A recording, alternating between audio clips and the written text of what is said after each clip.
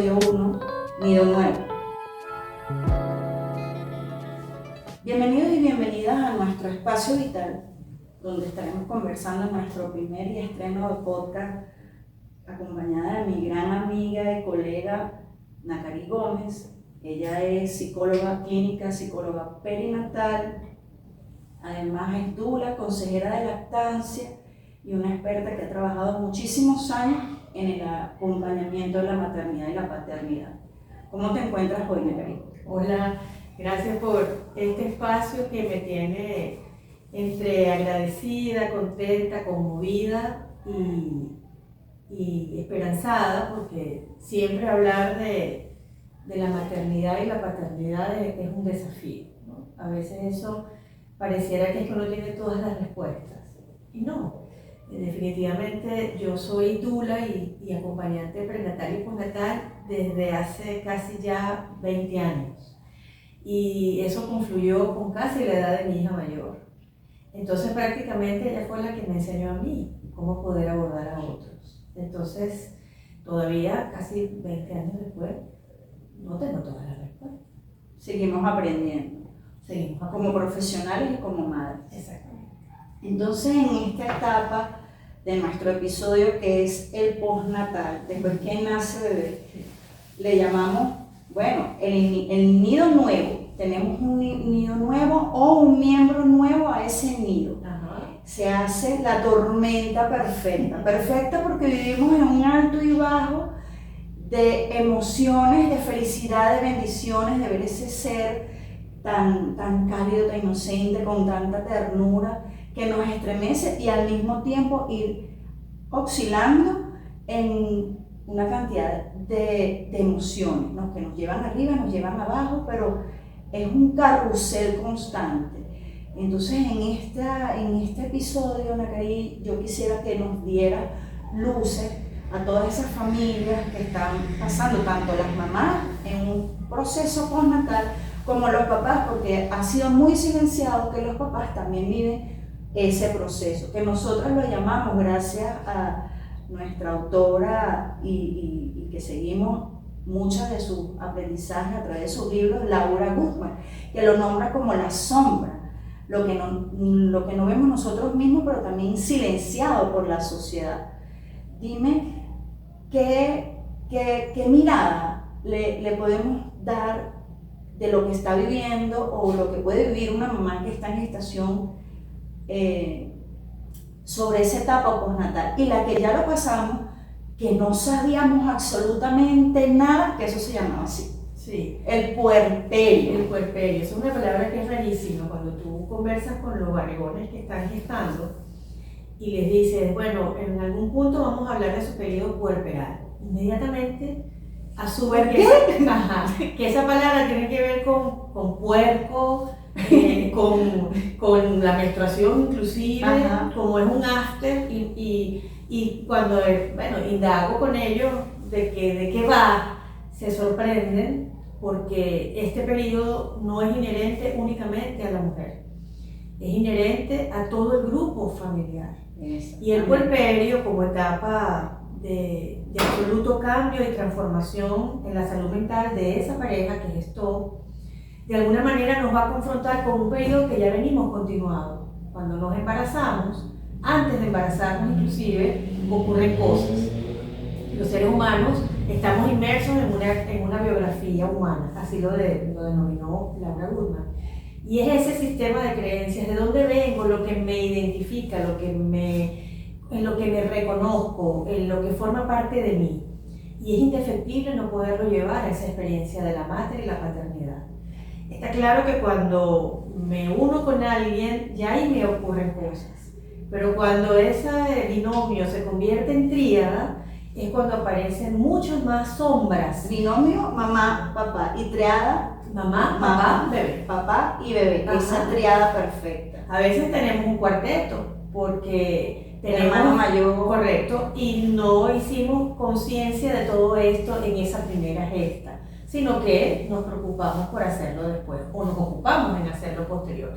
Entonces, ¿qué significa la sombra? Bueno, ¿qué significa la sombra? ¿Qué entendemos por sombra?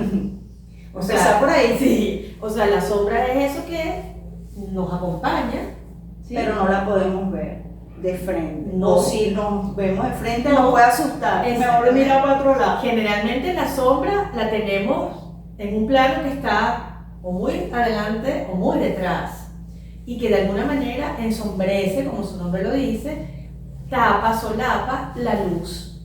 Y todos los seres tenemos nuestro lado luminoso y nuestro lado de oscuridad.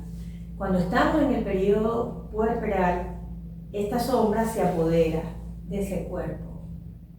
Y de alguna manera esto viene por todos los cambios hormonales que se producen. Y es lo que podemos inclusive analogizar y hacer el hipérbola sin exagerar. Es un tsunami hormonal. Un tsunami, o sea, algo que las hormonas, que yo como mamá Me o yo como papá, revolucionan. siento que de repente ni me doy cuenta, pero hay algo que me domina, o sea, que yo quiero hacer esto, pero termino llorando.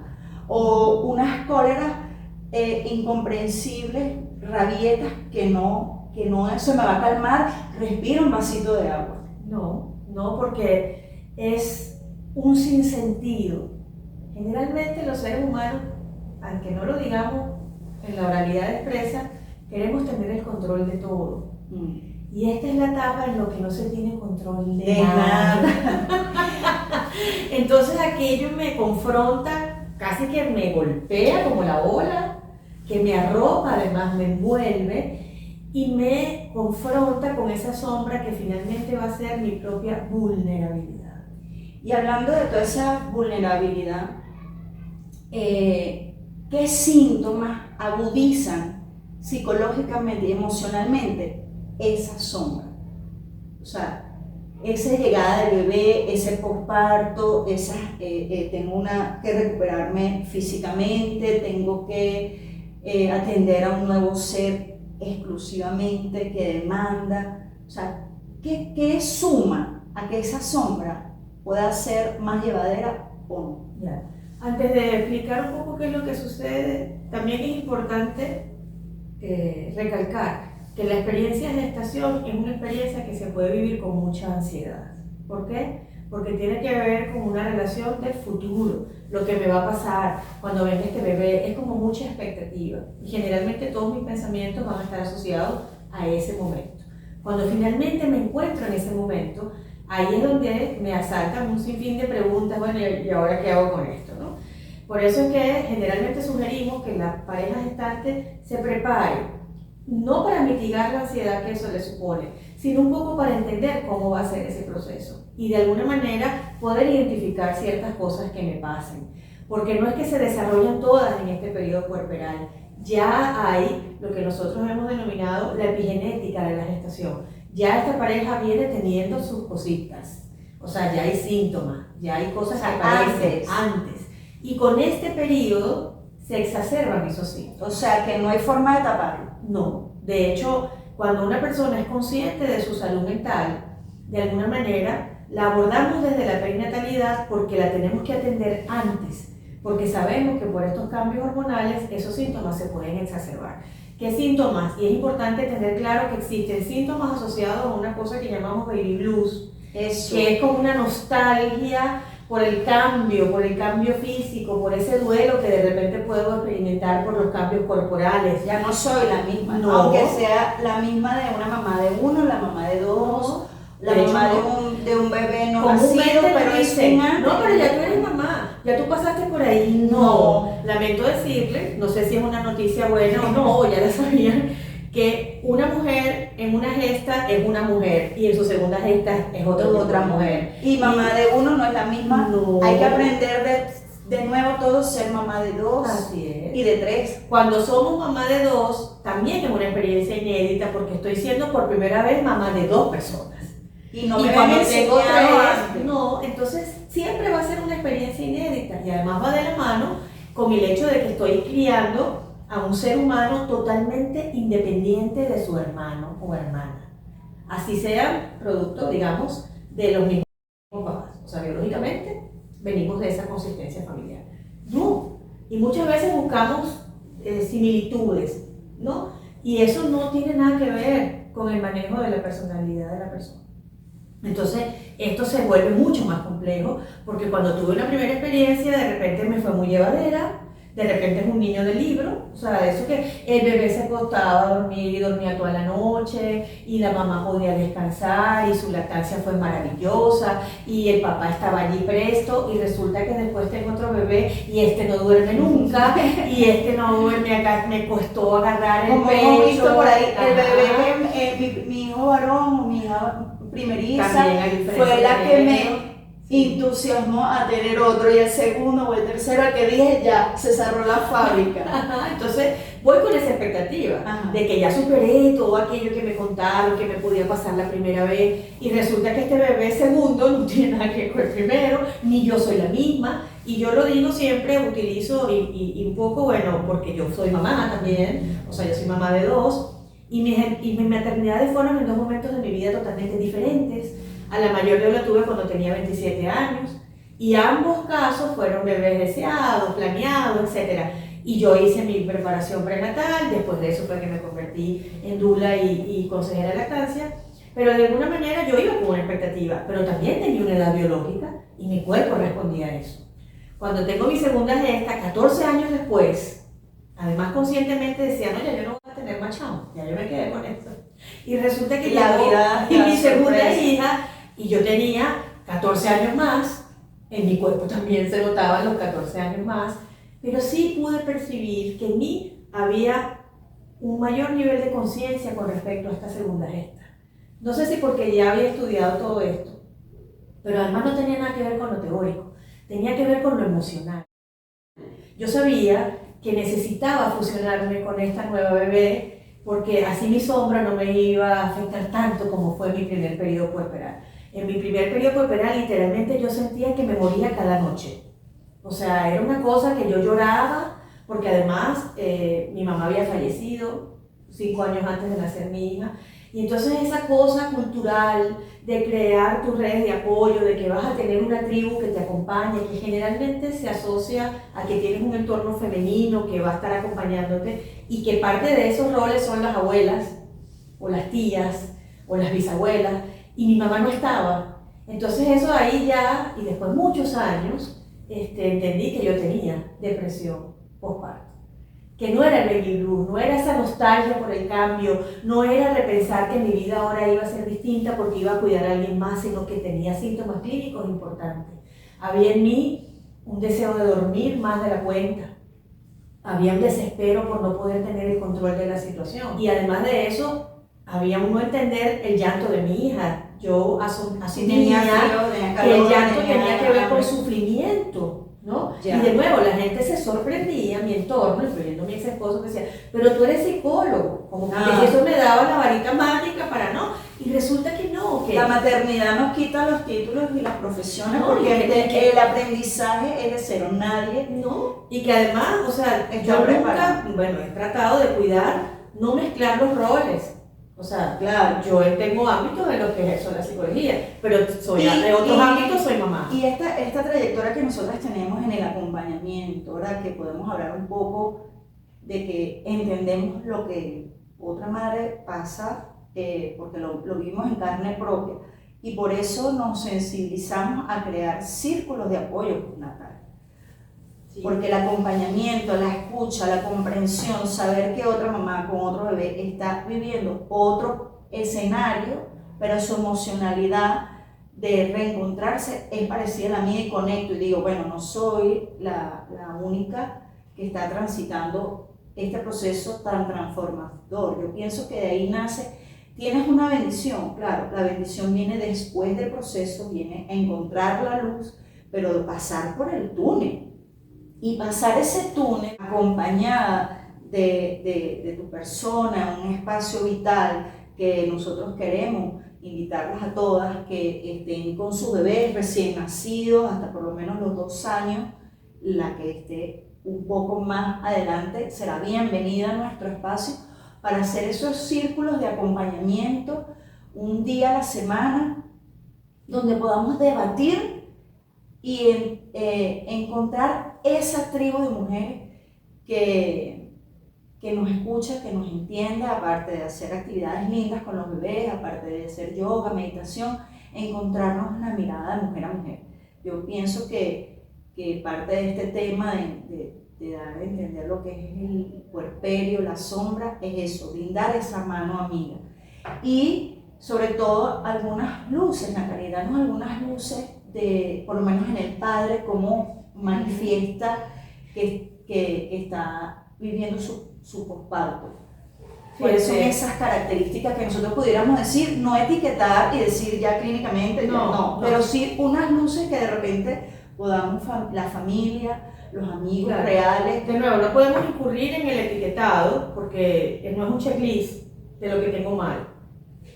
Si estamos hablando de que esta experiencia es una experiencia que se subjetiviza porque cada quien la evalúa en su propia gesta, no puedo comparar. De repente puedo decir, bueno, hay un comportamiento que se asocia a la masculinidad cuando estamos en el periodo puerperal. Estos espacios nos llevan primero a que ese hombre reconozca su manejo de sus creencias limitantes con respecto al sentir. Si yo tengo un papá que fue criado como un hombre donde le dijeron no sientas, sé fuerte, los hombres no lloran, este es un papá que va a entrar en contradicciones con este momento gestacional porque no sabe cómo responder ante eso. Y esto hasta que finalmente, claro, hasta que finalmente tiene su bebé en brazos y finalmente se descubre que llora, que se sorprende por un balbuceo, porque su hijo tiene un estímulo de aprensión que es apretar el dedo, lo aprieta y ese papá lo mira fijamente, no sabe mira la mirada cuando reaccionar. escucha la mirada de papá. Y eso genera en ese papá, también genera cambios hormonales, también genera cambios emocionales, también se replantea sus roles. Generalmente la paternidad está asociada a un rol muy marcado que es proveer. Entonces a veces estos papás se vuelven más proveedores y se alejan aún más de la emocionalidad que sienten. Entonces el proteger, porque ese es su instinto protector de esta mamá, de ese bebé, entonces ellos se olvidan, se descuidan y no, este papá también le pasan cosas, este papá quiere reclamar el cuerpo de su mujer, porque genuinamente eso es lo que lo llevó a estar con ella. Entonces la sexualidad también tiene un impacto. El si tengo una hija hembra o un hijo varón, tengo que lidiar con la sociocultura del puerperio, porque me empiezan a decir cómo tengo que criar un niño, cómo debo criar una niña. ¿Cómo afecta el entorno y los comentarios del entorno? Creo que eso deberíamos hacer un podcast exclusivamente para los comentarios sociales naturalizados que decimos, tanto para la lactancia materna como visitarte en casa, conocer a tu hijo. Creo que hay unos comentarios que pudiéramos hacer una lista gigante de inadecuados. Sí. Y cómo eso afecta individualmente y a la pareja y por consecuencia al bebé. Igual, en mi manejo de mi sistema de creencias, si para mí el tiempo de calidad se traduce solamente en la manutención, económicamente hablando, por supuesto este papá puede que se desconecte con el hecho de colechar, con el hecho de dormir en conjunto, en la misma habitación, la misma cama. Que de repente le parezca muy inapropiado tener un fular para tener a su bebé como estas simulando un de algodón que van pegaditas, que no es el mismo que el canguro. No. De hecho, después podemos hacer un podcast de lo que muchas veces nos dicen que necesitamos. Cuando el bebé llegue a casa, ¿qué debe tener? Y la mitad de esas cosas no las vamos a usar. No las van a usar. Papás ya saben que... Sí.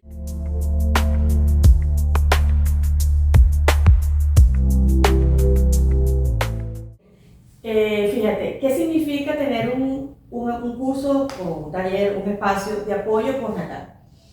Generalmente nos dicen que criar acompañados es mucho más llevadero. Esa es la palabra, llevadero, ¿no?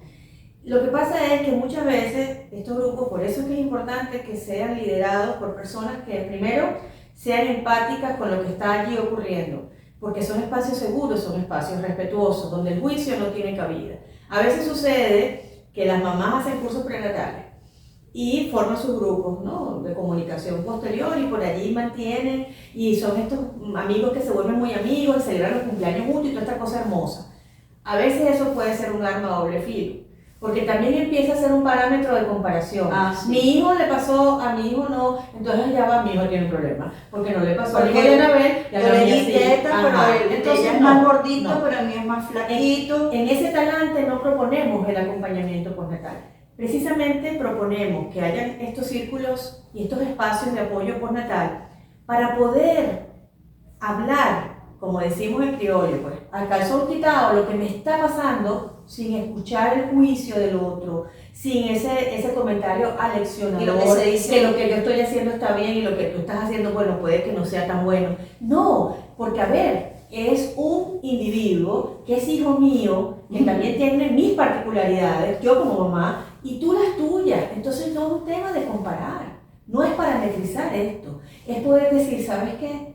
A Anabel también le pasan cosas como me pasan a mí. Entonces allí respiro y la maternidad se me puede volver leve, porque de alguna manera puedo preguntar cosas que para los demás pueden ser obviedades, pero para mí no lo son tanto. Y entonces además entender que la salud mental no es un cliché, o sea, no lo decimos porque es que bueno, mire, tiene que cuidar su salud mental, la salud mental es importante. No, es que ya va, de verdad, usted puede llegar a pensar que se está volviendo loca cuando el bebé llora y usted no lo quiere cargar. porque Y estás lo agotada, rechazas. o estamos en Abrumada, agotada o en mi sombra que me está mostrando.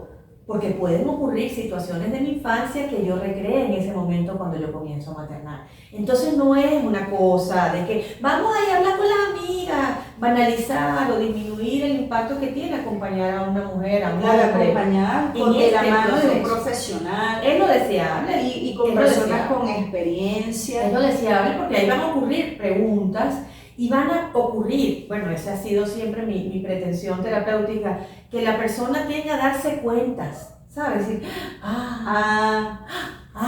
esa cosa que es tan reveladora y que me calma. Como el suspiro del alivio, ¿verdad? Exactamente. Entonces, de alguna forma, tener estos espacios, poderlos hacer posible, no es para ver, oye, lo estoy haciendo bien, ahí de nuevo estoy en un espacio desde el juicio, lo estoy haciendo bien comparándome con quién. Y tan valiente que es decir, lo estoy haciendo, lo estoy intentando. Eso es tan válido como decir, no lo quiero hacer. ¿Sabes qué? Esto yo no lo quiero hacer.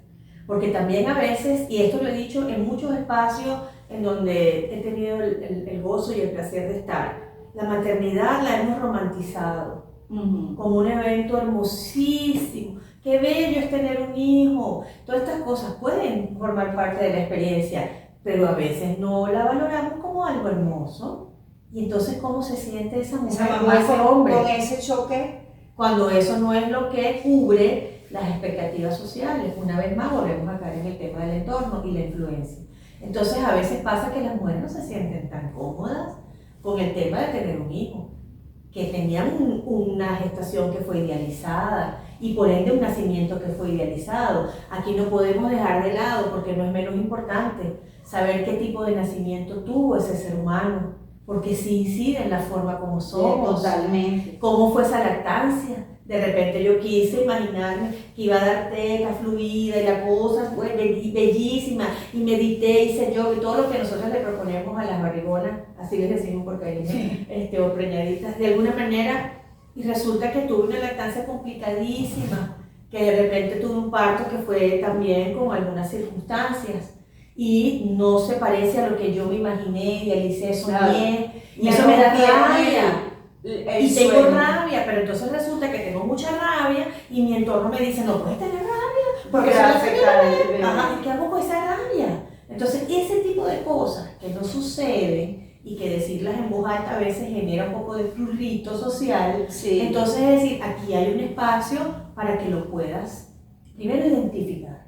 Generalmente, muchas veces pasa, yo no puedo hablar de todas las mujeres ni todos los hombres, yo no los conozco a todos, ¿no? Pero de alguna forma tenemos un gran número de sujetos, de personas, de individuos, que les cuesta mucho la gestión emocional.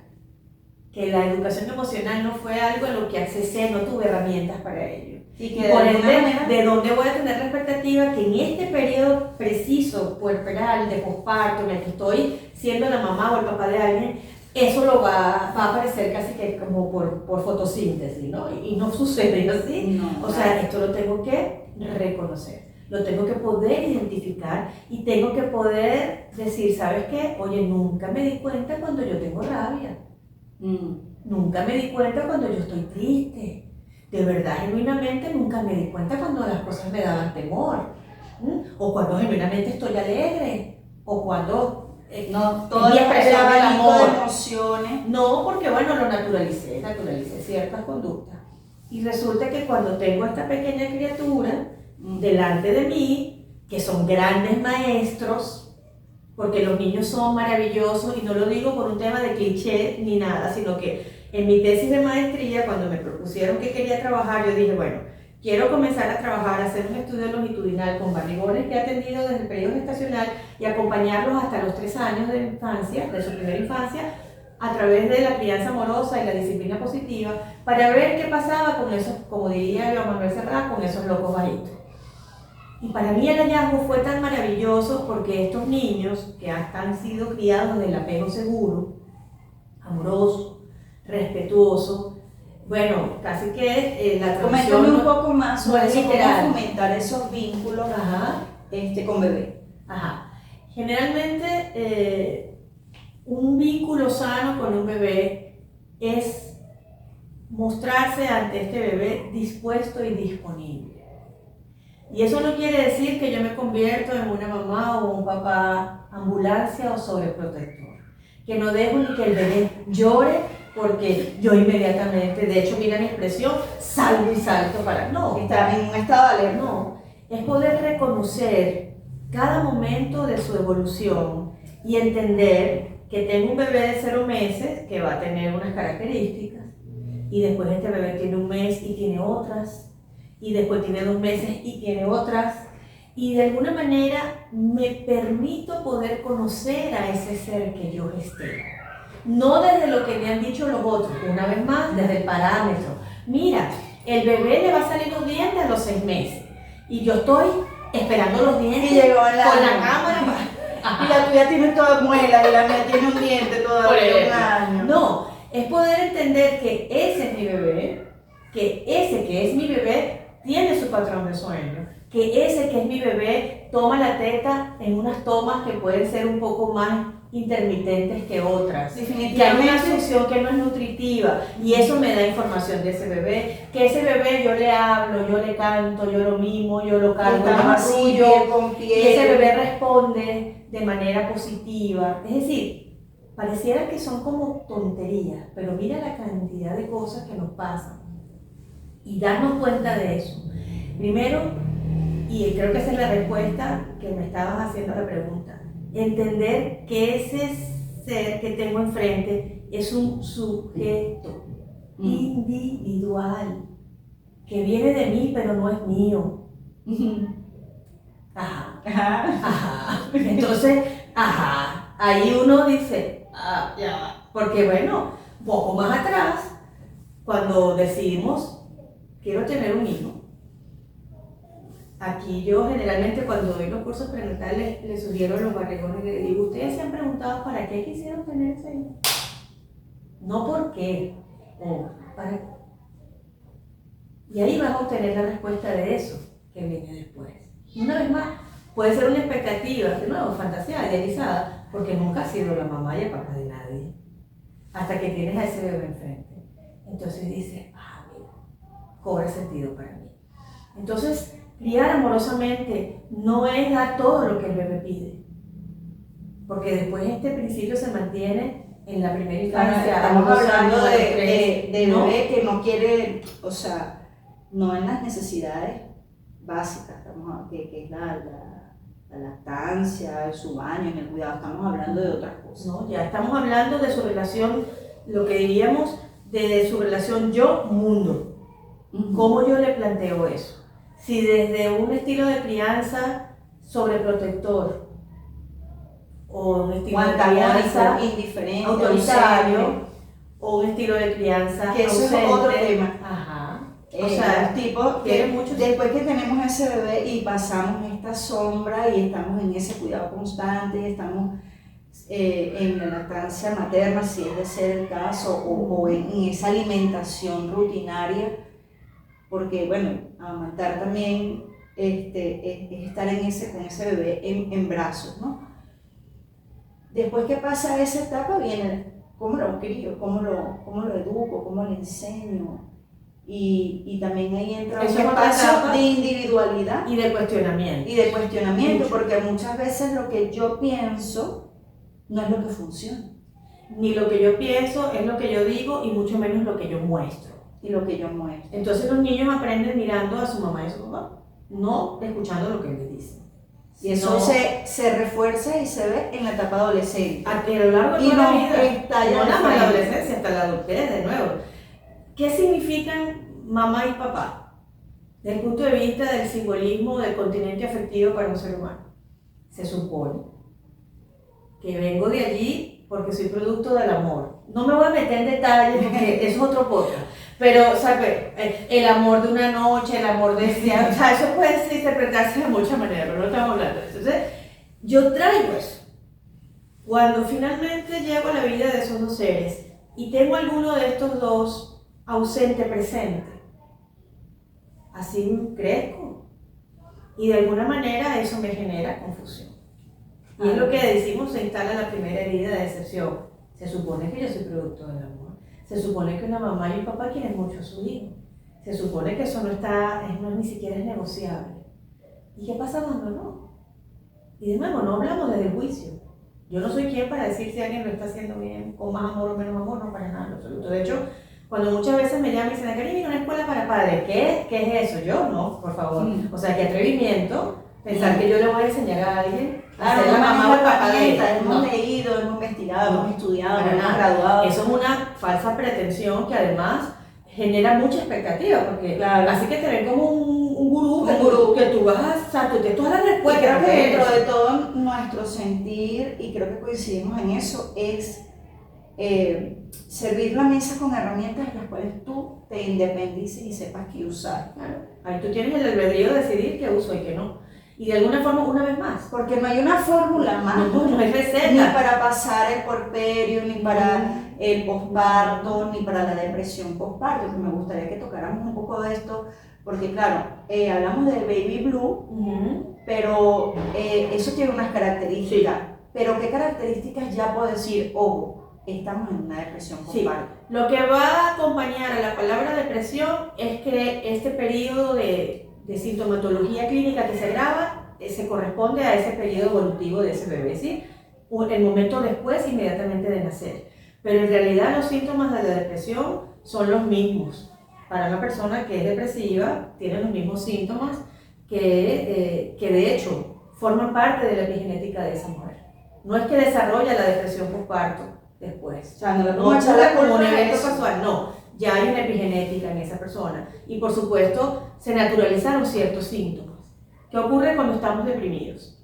Hay una alteración en el estado de ánimo que se mantiene por un tiempo prolongado, más o menos 6 meses. Esta persona tiene una distimia, que es una imposibilidad de afrontar sus emociones y manejarse en función de ellas. No las reconoce y empieza a tener como pérdida del interés en situaciones cotidianas que antes le resultaban atractivas.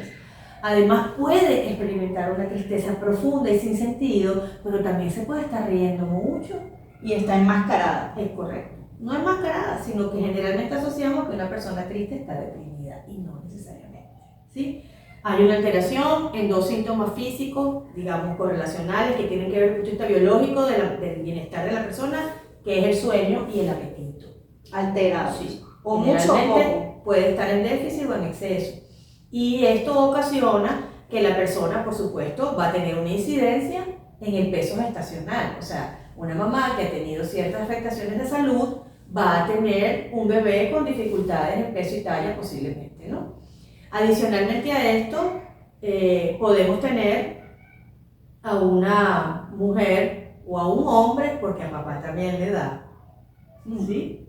Que tenga un pensamiento abrumador con respecto al futuro. Ah, ok.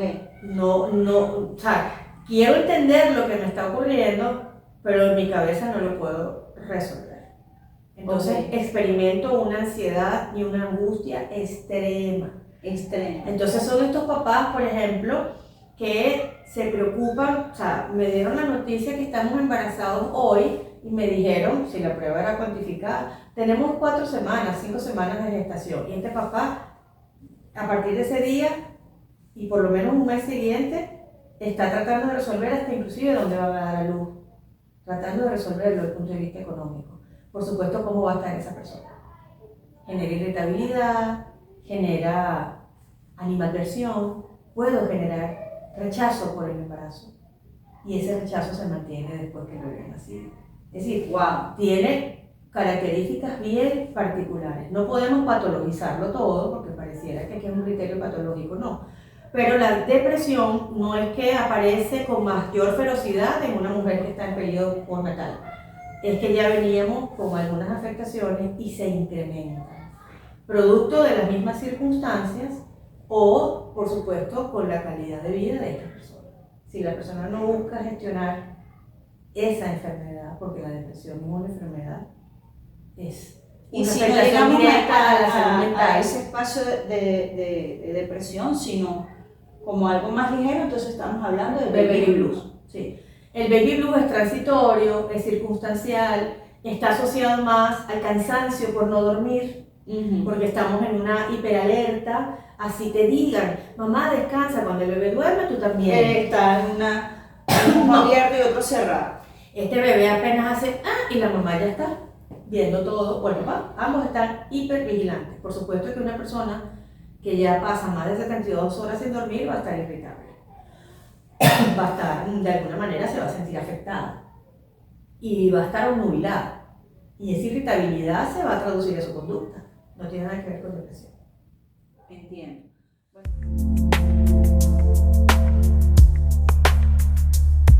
La diferencia entre el baby blue y una depresión postparto. ¿Cómo puedo mirarme y yo decir, ojo, cuidado, estoy en depresión postparto?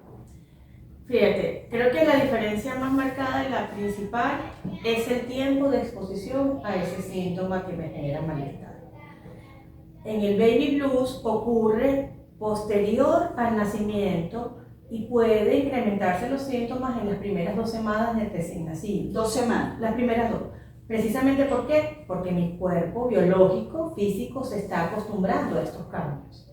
Hay unos cambios físicos post nacimiento, empiezan mis órganos a involucionar, el ciclo de sueño se ve afectado porque evidentemente tengo que acompasar el sueño del bebé junto con el mío.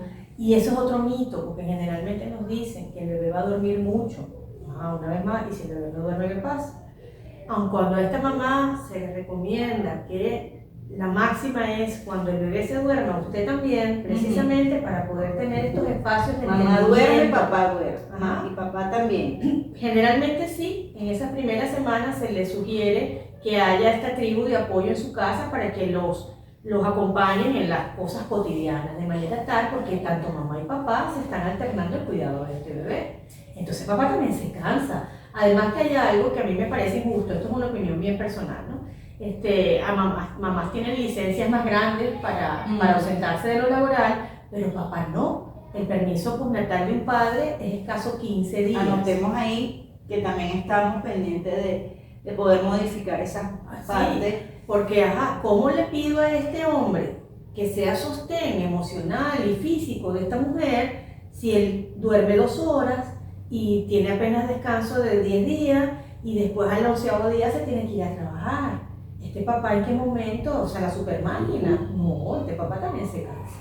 Entonces, en alguna medida, este cansancio se puede traducir en actitudes y puede traducirse en agotamiento mental, me siento abrumada porque no estoy entendiendo. De nuevo, desde un sistema de creencias, si el llanto lo tengo asociado a sufrimiento, yo voy a interpretar que el bebé está sufriendo todos los días, todo el día, porque llora. Y puede estar llorando Y eso me genera angustia, ¿ok?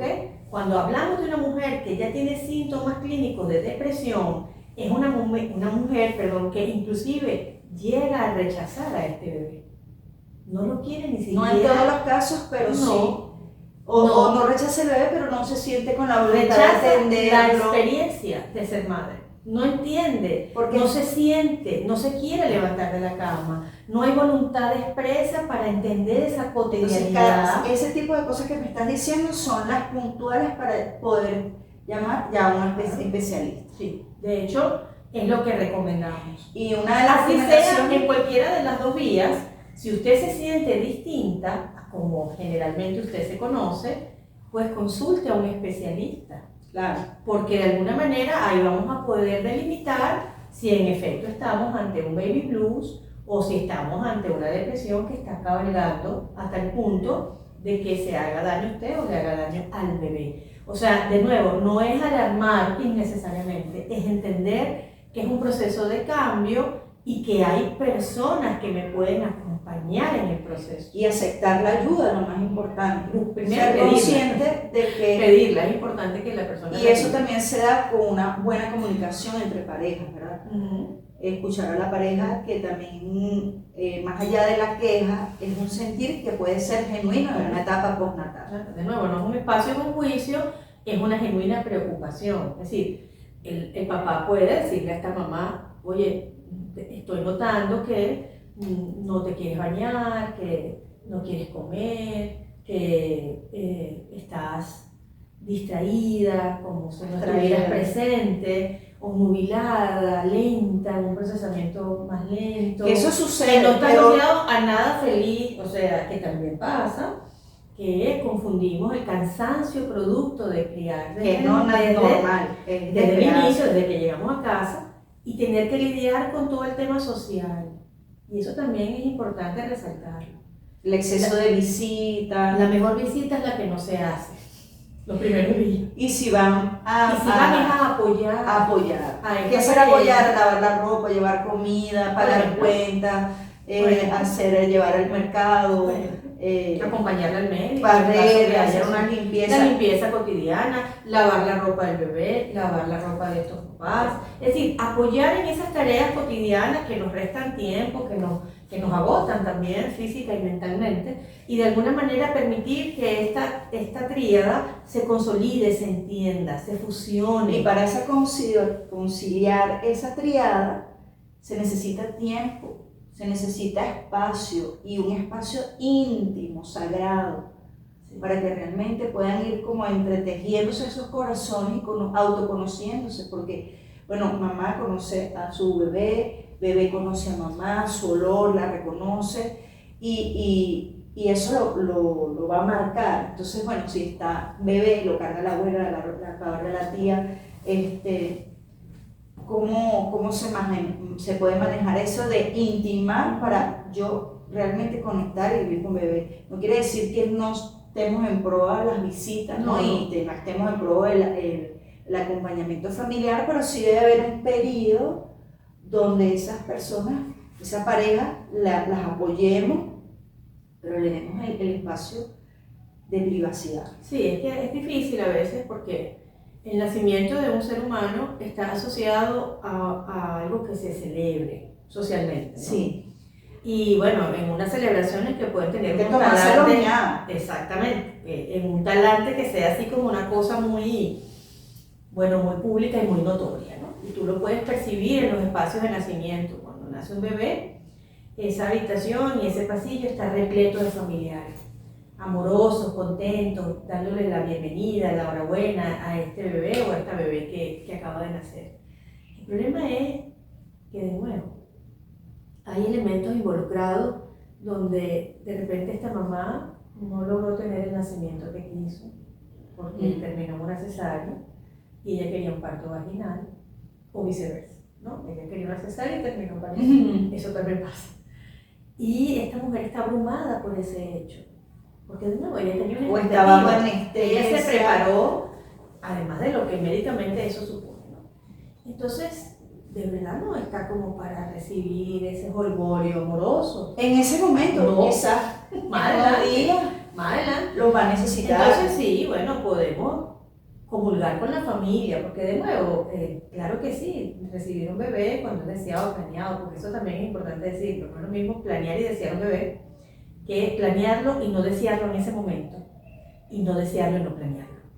Evidentemente, cada una de esas aristas va a tener un impacto psicoemocional en cómo llevo ese cuerpo. Y cómo se recibe. Entonces, evidentemente, estoy tan feliz y agradecida porque tuve a mi bebé y tal, pero lo que quiero es descansar, o sea, lo que quiero es dormir, lo que quiero es, imagínate, es entender a este ser humano, lo que tú dijiste ahorita importante. olerse. Yo me acuerdo que cuando leí a la doctora Olza la primera vez, que ella también es una médico perinatóloga española, ella decía, las mujeres somos las únicas mamíferas a las que nos arrebatan la cría, porque se la llevan, ¿no? En esos primeros espacios de puerperio inmediato. Y resulta que, bueno, por X razones, ¿no? Eso también sería otro podcast que tendríamos que mencionar, por qué separan un bebé tan pronto de la mamá, ¿no? Del cuerpo materno, cuando ya está demostrado científicamente que es absolutamente inadecuado contraproducente para este bebé y para su microbiota emocional. Y entonces resulta que se lo llevan, ¿no? Este bebé va a retener, etcétera, y se lo llevan a la mamá, bueno, un par de horas después del nacimiento, lo que sea. con suerte.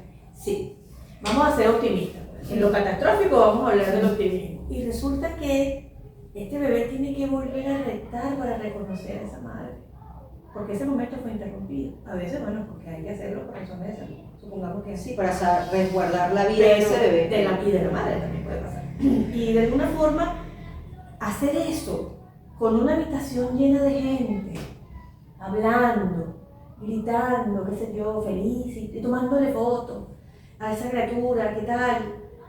Impide el piel con piel, impide ese olor inicial, impide llorar para darle la bienvenida, porque de repente por ahí me vio, no lo sé, a este hombre sobre todo, ¿no? Entonces lo hago, pero lo hago como escondidito, como que si estuviera haciendo algo malo. Muchas veces que hemos acompañado. Por eso te lo menciono, porque lo vi muchas veces, y entonces resulta que estamos pasando por alto un momento que es crucial para la vida de ese bebé. No es un capricho, no es que somos hippies y entonces lo hacemos porque somos hippies. No somos hippies, somos mamíferas. Y las mamíferas necesitamos estar con la cría. Y mientras más tiempo permanezcamos fusionadas, mejor vamos a entender el proceso, porque no lo asocio con miedo, con dolor, con angustia. Entonces, cuando empezamos a entender este tipo de cosas, de nuevo, claro que va a haber espacio para los miaos, para los no miaos, para el bautizo, para el cumpleaños, la comunión, 15, para todo lo que venga, ¿sí? Pero no esas primeras semanas, porque esta mamá también necesita saber qué es ser la mamá de alguien. Claro. De nuevo, y es un reencuentro y volvemos ahí. Su experiencia inédita, está siendo por primera vez la mamá de alguien. Sí, y volvemos ahí al tema del puerperio. Del puerperio y en esa entrada del túnel de encuentro con nuestra propia sombra. Correcto. Mira, Nacari, yo estoy más que contenta con las risas de las niñas por allá. Sí, bueno, es importante recalcar que somos unas mamás a tiempo completo y entonces las niñas juegan y nosotros hacemos estas cosas. También jugamos. Que hayas disfrutado este té de Sanaté y que hemos, bueno, conversado tan ricamente sobre estos temas que nos apasionan, que tenemos años hablando y siempre queriendo dejar una huella, un lenguaje, una información de lo que nosotros aprendimos desde el estudio y desde la experiencia, ¿no? Y poderla difundir y poder compartir a más personas nuestros hallazgos, ¿no? Sobre todo como madres y después como trabajadoras en el área de la maternidad. Yo estoy profundamente agradecida de que seas cómplice y pionera en este primer podcast. Sí, qué emoción. La llegada del nido, ¿no? Y empezamos de atrás para adelante. Empezamos por el puerperio, porque es un tema sumamente silenciado, callado y que todos pasamos por ahí, ¿no? Nadie nos ha hecho el cuento. Y creo que coincides conmigo. ¿Qué diferencia hubiese sido nuestra experiencia puerperal o en la maternidad si me hubiesen contado, si hubiese alguien que me hubiese dicho desde la experiencia y desde el conocimiento como psicóloga perinatal cómo identificar un baby blue a una depresión postparto o que yo iba a tener esas vivencias tan intensas después que naciera mi bebé? Entonces dejamos abierto para que nos puedan comentar de estos próximos podcasts que les gustaría escuchar. Y tendremos, por supuesto, nuevamente a mi amiga y querida Nacari Gómez. Les propongo El apego seguro en los primeros meses. Hay este tema, el duelo perinatal. Sí. Esto lo hemos acompañado, lo hemos vivido, lo hemos procesado y sé que es un tema sensible. Porque es un tema invisibilizado. También, muy invisibilizado. Entonces, y bueno, hay herramientas de respiraciones, meditaciones para este proceso de la maternidad, también es otro tema. Por supuesto que yo estoy así, ¿quién quiere saber sobre parto en casa? Si dejamos ese espacio de los partos necesarios hospitalizados y nos retomamos a lo que tiene que ver con las parteras. Bueno, mi papá nació acompañado de una partera en esta casa hace 70 años. ¿Y en qué momento cambió todo eso? Eso yo creo que es un tema que lo tenemos que hacer que sí porque sí, pero denle like, déjenos en los comentarios cuál es el primero, hagamos estadísticas y por supuesto que Nacari va a estar aquí con nosotros. No piensen que ya va a dejar ir.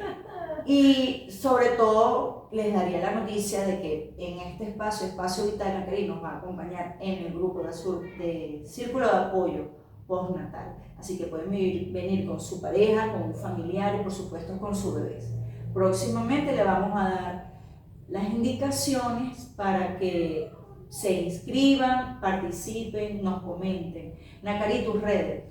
En Instagram es @psiconaca. Bueno, aprovecho la publicidad, aquí la ven. Este es mi @psiconaca. Este es la gente de Auraprim, maravillosa, que me hizo este regalo. Auraprim, @Auraprim. Auraprim, claro que sí. Mi correo es psiconaca@gmail.com. Mi teléfono es 0412-705-5763. Y de verdad, bueno, ¿qué decirte cómo me siento, Anabel?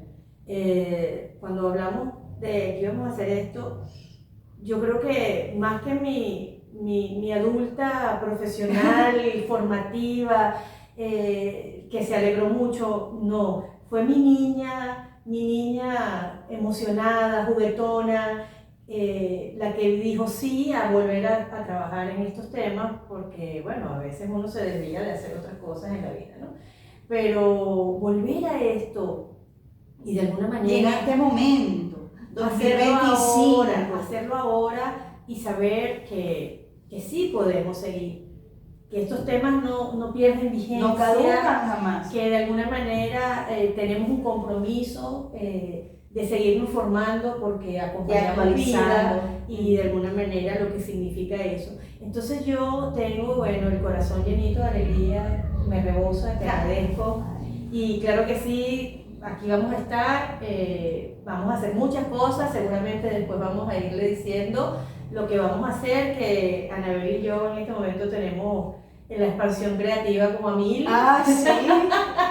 Y entonces, bueno, se vienen muchas cosas maravillosas y de verdad, por aquí estamos y con mucho amor los esperamos para que nos acompañen en esta aventura. Espacio Vital, nos despedimos hasta el próximo capítulo, hasta el próximo podcast.